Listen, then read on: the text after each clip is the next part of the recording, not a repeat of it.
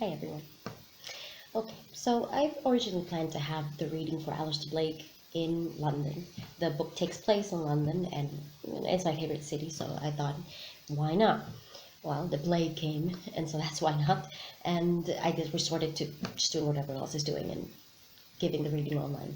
I wanted to give Aleister Blake a bit of fanfare as it came out, and so that's what I'm doing this. I'm going to read chapter 2 from the novel. The description of the novel is on the video, so if you want to pause and take a look at it and see what it's about, awesome. If not, I'll give you a little bit of background of what I'm going to be reading about. So the main character is Nora. She's 17 years old. She's a pickpocket, and she's a liar, and by trade a rat catcher. So she catches rats for a living with her brother Peter. She's an orphan, and she's been raised by Peter, and Peter's the only person who's been with her since the beginning. As we meet them, they're at the Lantern, which is a pub in East London, that's made up, of course, but that's where we're going to meet them. And they're about to watch a dog and rat fight. Now, this was something very common in the Victorian era, in East London especially, where people would come together in usually basements and have, there was a huge pit, and they would put sacks and sacks of rats running around, and then bring in 2 or 3 dogs, and you could put bets on which dog you thought was going to be the winner, the one who caught the most rats. So that's what's going to happen in this chapter, and you'll see how it progresses. Now, what I want you to think is there's going to be a little bit of violence here because there are rats and dogs running around, but it is a horror book, so you've been warned. And also, 3 things. 1, you're probably hearing now, lots of animals running around. There's a pig running around, and Dublin, our dog, running around. So you might hear all kinds of noises. Also, my laptop camera is really bad. So I'm using my tablet, you're going to see me moving back and forth, my head back and forth, because as much as I've reread and read this manuscript, I don't have it memorized. So I have to still read from it. But I'll be doing what I can to look at the camera as I read, to involve you. And lastly, I am not going to attempt a Victorian East London accent. Forget it. It's not going to happen. So, use your imagination. I promise that in the book itself, you'll get a sense of, in the writing, you'll get a sense of the accent. But I'm not going to attempt it. Okay, so here we go. This is Aleister Blake, Chapter 2. The Lantern's cellar overflowed with people.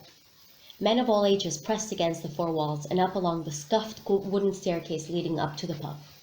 These were the latecomers, the ones who had nothing to spend but still wanted a glimpse of the pit. Smoke from the old lamps hanging from the ceiling mixed with the smoke coming from the men's cigars to create a veil over the entire space, so that only the bright colors of the dresses the 2 or 3 women, besides myself, wore, speckled the dimness. But neither the smoke nor the bitter, biting smell of cheap alcohol did much to dispel the pungent odor coming from the very center of the room, from the pit itself. It was a square separated from the rest of the cellar by panels of thick wood that were almost tall enough to block my view entirely from the action. Blood-soaked sawdust and dirt covered the floor of the pit, which no one bothered to change until it became too slippery for the dogs. Or so Peter had told me, the few times I had managed to pry any information out of him at all about these weekly meetings. "Can you see?" Peter asked, elbowing his way to my side. "Only just." Although we had been able to find spots close enough to touch the pit's wooden barriers, there was a row of men in front of us who were all taller than I was. "And you're sure you want to see?" I smiled. "I've been waiting for this a long time, Peter." I grabbed his arm and squeezed. "I thought you would never let me come with you." He had refused for years now. "You're not old enough, Nora," he said each time I begged to be brought, pushing aside my whining and my anger, as I reminded him he had been much younger than I when he came to the Lantern cellar the first time himself. "You're a girl. It's different." And I couldn't blame him for his refusals. Ever since our mother had disappeared 12 years ago, swept away from our lives like dirt off a stoop, and with no father to speak of, Peter had been saddled with me, with a girl. He'd been left to care for me, a 5-year-old creature who bit and scratched and spat, who grabbed everything she could get her stained hands on, but who was still a girl. Someone who more likely to be prey than predator. That simple fact had to have weighed on his 9-year-old mind that first night on our own, and that weight had only increased with each passing year. He had never said so, but I could sense that tension anywhere we went. Felt it, the clenching of his muscles when a man came too close or spoke too roughly. The fear that I would one day be wrenched from him just as surely as our mother had been. But perhaps that would change tonight. I had turned 17 last week, after all, and here I was, safe, and at his side. Look, they're bringing him in, Peter said, pointing to a man carrying a larger version of the sacks he and I used every day. The hiss of claws against rough fabric brought an instant of silence to the room before the men around us broke into booming yells and cheers. Peter turned to look at me, waiting for me to flinch and ready to pull me out if I did, but I only laughed and joined my own voice to the clamor. The man lifted the bag high, letting it swing from side to side. It's getting to be about that time, gents. More yelling. What you say we get this event started? You best have all your bets placed. I whooped along with Peter and all the men around me, my heart speeding up as the man placed his hands at the bottom of the sack and lifted it even higher, until it was well over his head. A sharp movement of his hands and the sack was suddenly upside down, raining rats onto the pit. I had never seen so many of them in one place, all sizes and colors. Thuds gave way to hissing and screeching as the rats scrambled over one another on the sawdust, their twisting bodies racing away from the pit's center and toward the outer walls. Bring him out, the man yelled. The words were still echoing when the yipping and baying started, cutting through the crowd's yells like blades. 2 metal cages were brought out and lowered into the pit. Inside each one was a dog. The man in front of me shifted, blocking my view. Bugger, I said, and stood on my tiptoes, but there wasn't a chance I would be able to see over his full height. Instead, I searched for a gap. Do you want me to lift you on my shoulders? Peter yelled beside me. I whipped his words away. I'd figured out a solution of my own. There! I bent my knees and settled my gaze through a gap no longer than my fist between one man's shoulders and the other's. Just in time to see the cages slide open, releasing the small, snarling dogs into the pit. They rushed in opposite directions, skirting the wooden walls as if they had been trained to do so, and in the space of a heartbeat, each one had a rat in its mouth. A cheer rose from the crowd, almost in unison, and I joined along, my high scream making the man on my right flinch. One of the dogs shook its head forcefully once, twice, and dropped the rat to the sawdust before taking off after another scurrying body. The rodent was immobile where it had been dropped, limp on the sawdust. My voice lost some of its strength, my eyes blinking at the abrupt draining of my excitement. I frowned. I'd known what had happened in these gatherings beneath the lantern. Everyone, including the coppers who patrolled the streets, knew. And everyone waited for the next one, counting down the days, speaking about which dogs would be in the pit and how many rats each one would have to kill to be the champion that week. I listened to all of this for years, imagining myself at the cellar on the nights Peter had left me on my own, dreaming of the thrill of being there, where I now was, cheering for each rat that fell and would never get up again. What was happening in front of me was no surprise, so why did I suddenly have to muster up the energy to clap and cheer along with the rest of the crowd? Next to me, Peter struck a fist into the air as more rats thudded against the floor.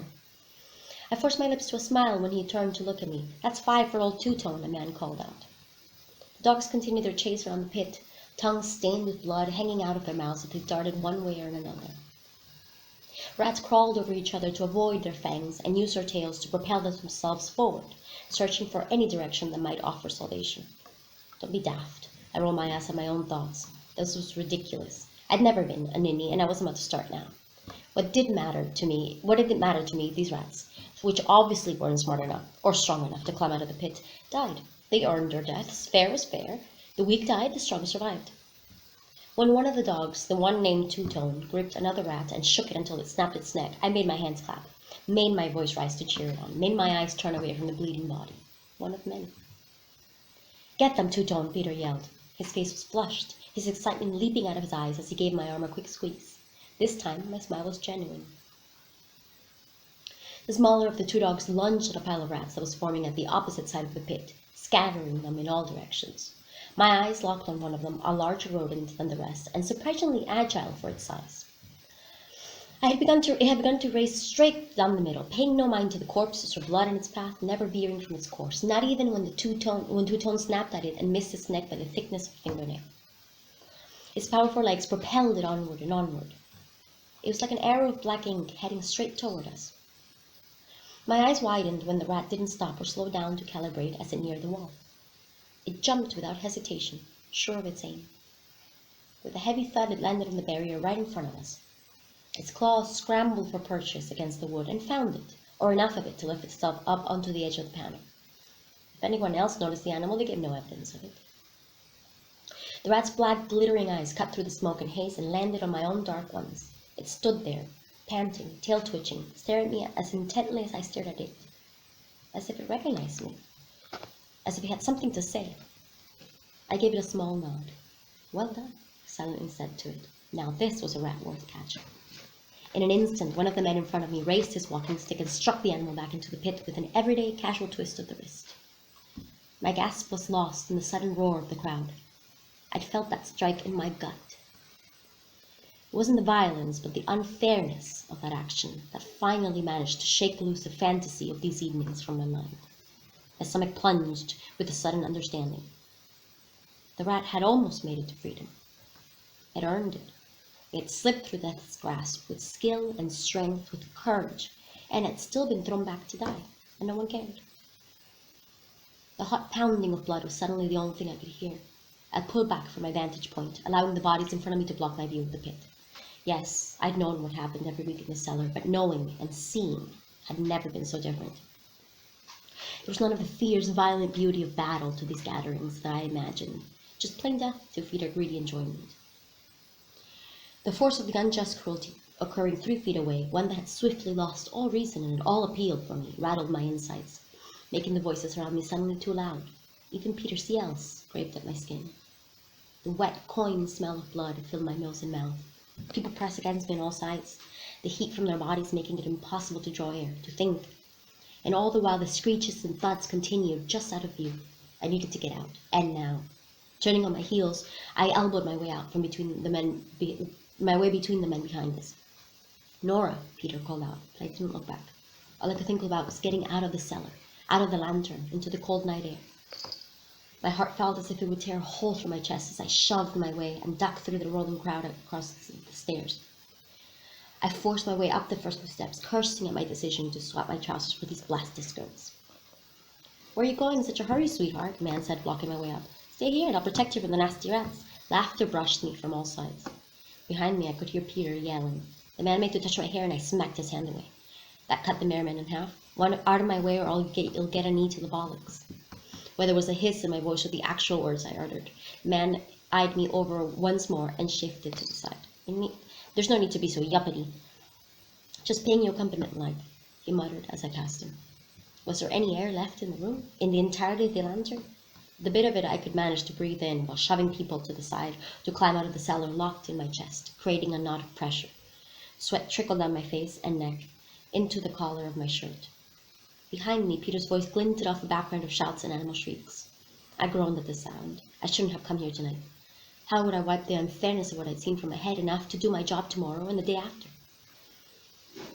At last, at the top, I pushed open the door, leading into the main room of the pub, hitting someone on the opposite side with the force of the movement. Watch it, the woman said. I took the length of the room at as near a run as I could and lunged outside through the front doors. The air was like a wet cloth against my fevered forehead. I gulped it in, hands pressed to my chest to still the pounding of my heart. My knees trembled, slippery with sweat under my petticoat's fabric, while I walked the few steps out of the pub's light and away from the clumps of people milling by the door, into the welcoming shadows of the nearby alleyway. The darkness closed over me.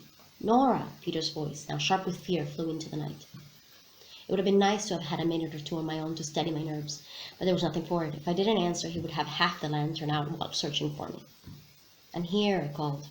Seconds later, his silhouette appeared at the alleyway's mouth. Didn't you hear me calling before? He ran to my side. Are you all right? I'm fine.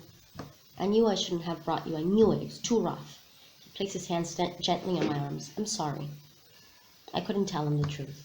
Not when he looked a moment away from begging for forgiveness on bended knees. Besides, these gatherings were the only thing he enjoyed, what he looked forward to as we spent hours trailing after rat droppings or listening for scratches, day after day, week after week. If I told him what I'd realized less than 5 minutes ago, he'd never set foot in the cellar again for my sake, even if he didn't feel the same way. He would see it as his duty, and I couldn't do that to him. I would have to find some way to come to peace with all of it. Don't be daft, Peter. It was just ungodly stuffy in there. I'm not used to so many people together in one place. He bent to look me fully in the face. That was all? I sniffed and turned away. Of course, just got a bit dizzy. He was silent for an instant, watching me, his hands still on my arms. For the first time in my life, I doubted my lying skills. Well, he said, let's get you home then. You're probably tired after today, and Raised voices and the slamming of a door stole the end of his sentence. The unmistakable sound of glass shattering on the street's cobblestones. Peter's hands tightened. "Where is he?" A man shouted into the night. I saw him come out chasing after some skirt. He must be nearby. There was a murmur too low from which to catch actual words, followed by stomping footsteps heading towards the alley. Toward us. "Peter, they don't mean you, do they?" Peter frowned, his grip on my arms edging toward the painful. "Are they looking for you? What do they want?" He opened his mouth but closed it as a shadow fell over us, blocking the bit of light coming from the pub. "Look, he's here," the shadow called out. More figures appeared, thickening the darkness in front of us. "What is this?" I hissed at my brother, but if he heard me, he gave no indication of it. A slice of night separated itself from the rest and moved closer to us. Its steps were slow, relaxed, a man walking through his home instead of down a dark alleyway. "Peter, son, we thought you left us," the man said. My brother cleared his throat and released my arms. "Of course not, Luke." "See, that's what I told him," I says. "That boy would never do that, would never run out on a debt. He's honorable. He is." He spread his hands open, and I was right, because here you are. My breath snagged on that word, a debt. The man, Luke, continued his measured walk toward us. "I'm afraid you've been a bit unlucky tonight. Teuton did not live up to his promise, which is most unfortunate for you." He sighed, a sound that twisted into a sharp hiss. I turned to look at my brother. "You bet on a dog without telling me." The man still standing at the alley's mouth laughed. Although I couldn't see Luke's face, I knew the moment his gaze landed on me. Not only did he bet on a dog, darling girl, he bet us 3 shillings apiece for him. He motioned behind. Now, I've never been too good at arithmetic, but if that comes out to 12 shillings. My eyes widened. Peter had bet on a dog or 2 before Christmas or on his birthday, but never more than a shilling, and never without consulting me. It was both of our hard-earned money. Was that what he'd been doing earlier? But what had possessed him to bet that much, more than we even had? I shook my head and turned to look at my brother. Why? He got a tip on poor old Teuton, which, as it turned out, was not genuine. That's why my companions get a tad worried about him slipping away like that after you. He came to a stop in front of us, close enough to smell. An onion-like pungency of unwashed clothes and sweat. "I can't say I blame you, son, for chasing after this one. She's a fine specimen. Wouldn't mind having a go at her myself. Could even forgive you for what you owe in exchange for her." He reached out faster than I expected and touched my face with one clammy hand. I flinched. "Don't you touch her," Peter said, his voice clean of all expression. I know plenty of men who want to pay a mighty price to own this soft skin. I tried to twist away, but Luke was quicker, digging his fingers into my cheeks to hold me in place. "Put your hands off her." Peter shoved Luke away and moved in front of me, blocking me from him and the rest of the group. "You leave her alone. She's got nothing to do with this." Luke laughed. "Oh, you're giving us orders now. Fancy that." He held his silence for an instant. "We can resolve this easily, Peter. Give us our money and we'll be on our way." "I'll have it in a few days." The man at the alley's mouth stepped closer, moving as one entity. I peered behind us, at the rest of the alleyway, my eyes searching for an exit that did not exist. "So you don't have it now," Luke said. "Not all of it, no. Then hand the girl over and we'll forgive the debt. The fine gentlemen who buy from us will be happy to add her to the next shipment." I frowned. Shipment? What was he talking about? Peter's whole body tensed, and he widened his stance, his arms rising to block anyone who tried to get closer to me. "Never, you hear. She's never going with you." The man was silent, his figure as still as if he had been turned to marble. "That is," he began, "the wrong answer, son." A nod of his head was all it took to get the 3 other men to swarm toward us. Peter pushed me backwards, but there was no contest. In an instant, 2 of the shadowy figures had hold of him. I lunged forward and gripped one of them, digging my nails into his torso with all the strength I could muster. He yelled and released a hand long enough to hit me across the mouth. The pain was swift and sharp, like a blade. Hands gripped my arms, pulling them back until I yelped in pain. "Let go of her," Peter screamed. I struggled against whoever held me, but it was like trying to make stone give way. Luke moved towards Peter's. Steps just as slow even as they had been a few minutes before. "You should never bet money you don't have, Peter. Did anyone ever tell you that?" I squinted, willing my eyes to pierce through the darkness around me. "It's just not good business, son." "We'll get it," I yelled. "Give us a couple of days and we'll have your money." "But you see, we ain't got time to wait, girl. We need our money now, as promised, as owed." He leaned over Peter. "How much do you have?" 7 shillings, Peter said. The man sighed. That's just not good enough." He thrust one of his arms forward, into my brother's midsection. Peter groaned, a deep, wet sound that sent a shiver up my back. The man released him, and his body sagged, slumping to his knees. Peter! I waited for him to shake off the punch and to stand up again, to prove the icy fear raging through me wrong. Unfortunate, Luke said, and moved his hand, allowing a stray beam of light from the lantern to bounce against something he held, something gleaming. No, I whispered. Please, no. Peter pressed his hand to where Luke had hit him with another groan of pain and lifted them to his face. Even in the dim light, I could see darkness staining them. Blood. No, I shrieked, pulling on the man who held me with so much force I thought my arms would snap off. You stabbed him. Panting with fear, I brought my foot down hard as I could on one of my captors, feeling bone give way. With a yelp, his hold on me slackened, and I yanked myself free. I ran towards Peter and sank in front of him. Nora, he said, an edge of fear lined my brother's voice. Blood spread through his shirt, blooming like a dark flower. I ripped the fabric, revealing a large gash on the right side of his torso that spewed more and more liquid as I watched. That bitch, she broke my toe. Don't worry, I'll give her a beating and she ain't never gonna forget. A hand grabbed my arm, ready to pull me away from Peter, but my sudden, throat-tearing roar made the man take a step back. Let her be, Luke said. Ain't worth the effort. We'll find some other skirt, one that ain't going to give us much trouble, or they'll wake up half of London. She's too wild for our clients at any rate. Never taking my gaze off the four men, I pressed my shaking hands to the wound. The hot blood squelched against my skin. Help! Someone help! I screamed into the night, knowing all too well no one would come. Not in this part of the city. Choose your men better next time, love, Luke said, turning away. His companions broke into laughter. I screamed, spitting words out at the retreating figures. Rage boiled through me. The heat of it threatened to burn me up from the inside. A gurgle brought up my eyes up to Peter's face. Blood trickled out of his mouth and down his chin. Whatever strength had kept him upright until now suddenly ran out, and he collapsed forward. Unto me. I jerked my hands up to his shoulders to avoid being pinned beneath him and shifted so that he could lie on his back. Was that the right thing to do, or would he choke on his own blood? His hand reached out, flailing in my direction. I took it in my soaked ones. His mouth opened, but only more blood poured out. Don't try to talk, I said. I pressed my hands against the wound again, but I knew it was useless. This much blood could only come from something vital that had given way inside him. He was dying. My brother, the only person I had, the only person I loved in this world, my mother and father, my best friend, my teacher and conscience, was slipping away from me in a filthy alleyway for 12 shillings. Please, no, please. I hissed the words into the night, clenching Peter's hand tightly. Please, I'll do anything. Perhaps I might be of some assistance, a soft voice said from the mouth of the alley. I gasped and looked up. A figure, tall and thin, somehow darker than the rest of the shadows, but at the same time more visible, stood looking down on Peter and me. Are you a doctor? I asked. My muscles tensed, ready to lunge at the figure if he tried to separate me from my brother. No, I am not. He is too far gone for a physician's help in any case. Peter's chest heaved to draw in breath, making him cough up more blood. His eyes rolled back, his eyelids fluttering. He's dying, the shattered man said. I know that, I screamed. I can help him, save his life.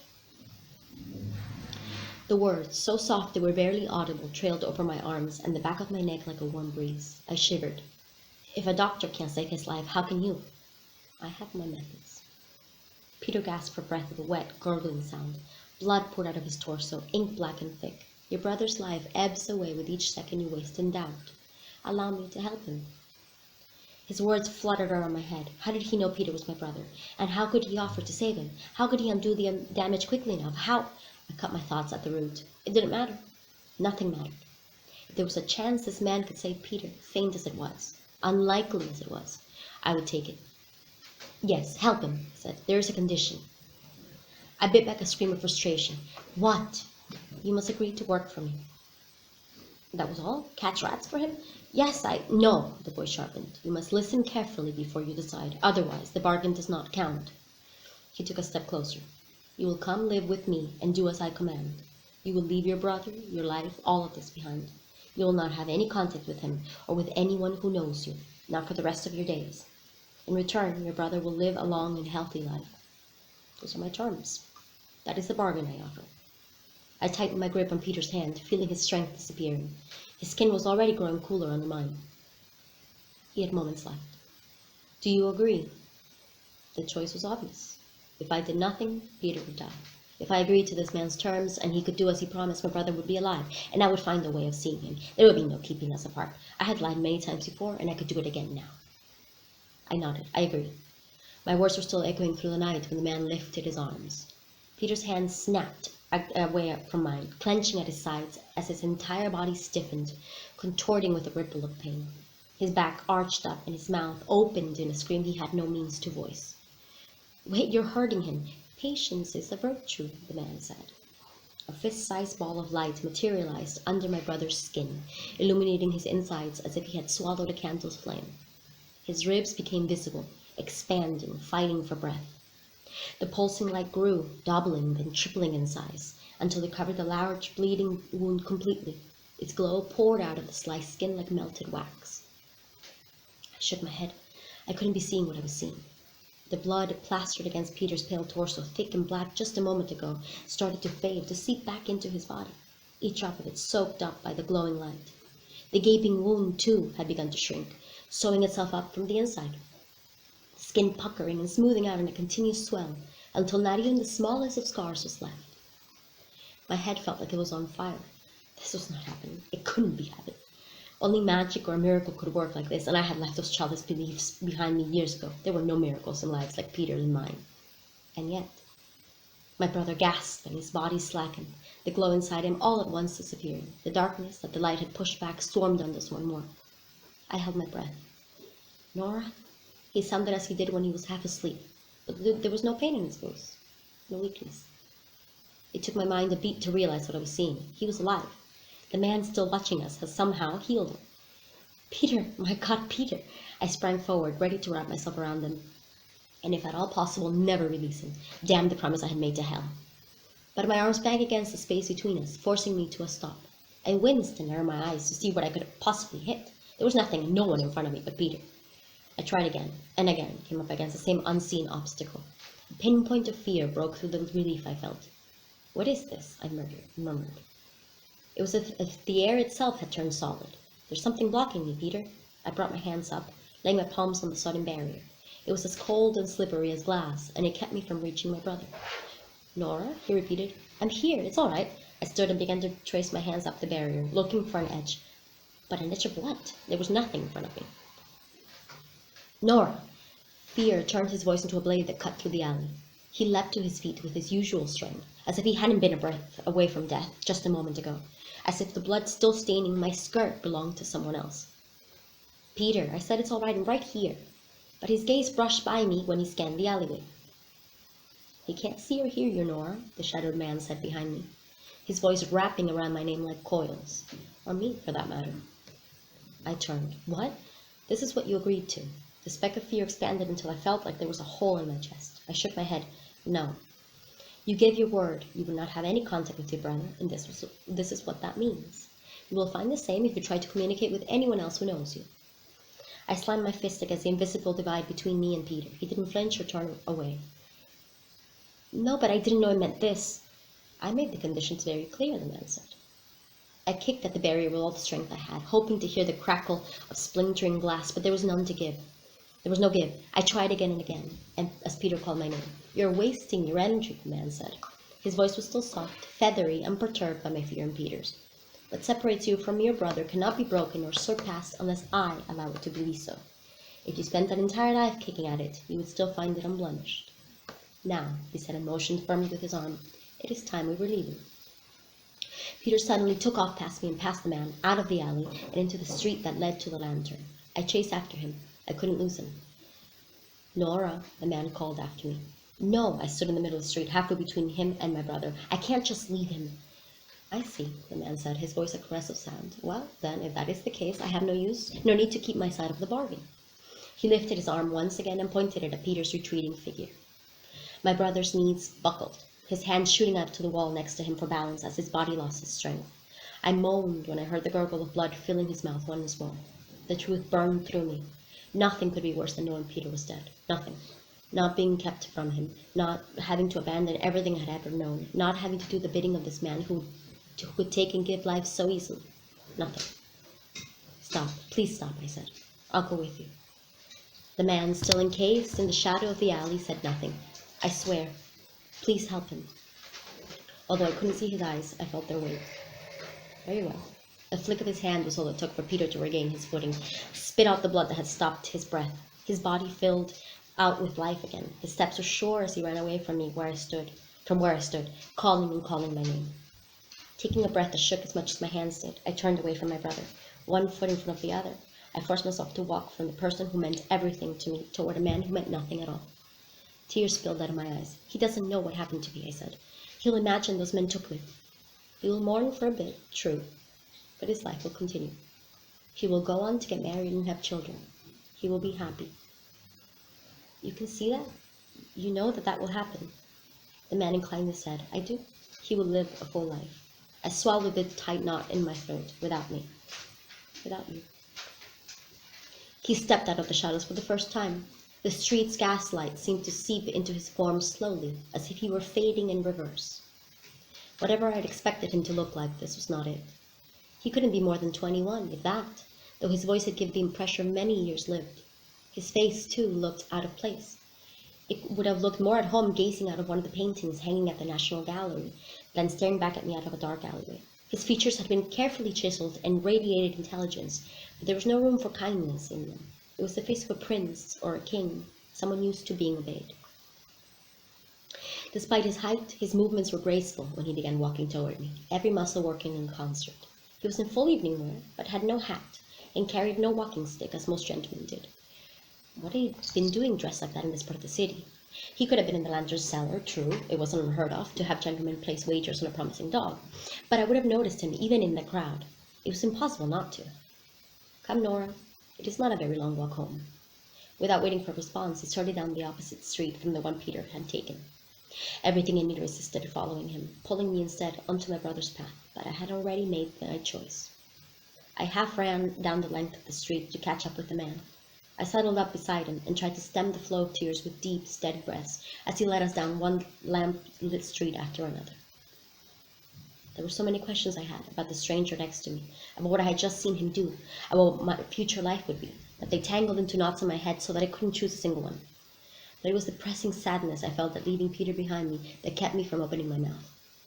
I feared if I did, a scream would be the only sound I'd be able to make. Peter and I had never been apart for more than a few hours at a time throughout the entirety of my life, and now I was expected to go on day after day without him. The months and years to come stretched before me like the city's black, foggy streets, only this darkness would not be swept away by day's arrival. I wiped at my tears with fury. There was no point in crying over this. Now I would have to concentrate on whatever waited for me at this man's house. After seeing the natural powers he had, I was sure my work would not involve rat catching. I knew what a normal man would want with someone like me. I overheard enough stories from the girls who stopped by the lantern dressed in garish bodices and half-ripped skirts to know how this all worked. But if that was what he wanted, surely he would choose women better suited for the task. I had a pleasant enough face, but there was no polish to me. I wasn't amusing or kind, or even civil most of the time. But the figure beside me was not a normal man, if a man at all. What he'd been able to do, my mind bucked from memory of it, despite my own eyes' testimony. That night, eh? Harsh voice said, and yanked me out of my own head. I turned to find the man staring at me, a wide smile on his lips. He laughed, the sound as rough as the pavement beneath me, and tipped a bottle to his lips that were almost black with soot and dirt before walking away. But he wasn't the only one looking in my direction. The eyes of women and men widened with alarm as they caught sight of me and the man beside me, and mainly of me, since they only barely glanced up at the stranger at my side. It took me a moment and a glance down at my hands to realize why I had captured their attention. They, as well as my bodice and skirt, were still covered in Peter's blood. It was drying into dull stains, but there was no mistaking it for what it was. Pay no mind to them, the man said. They were the first words he had uttered since we'd started walking. I lowered my eyes to the street. It wasn't the easiest task not to mind, now that I wasn't aware of their stares, but he was right.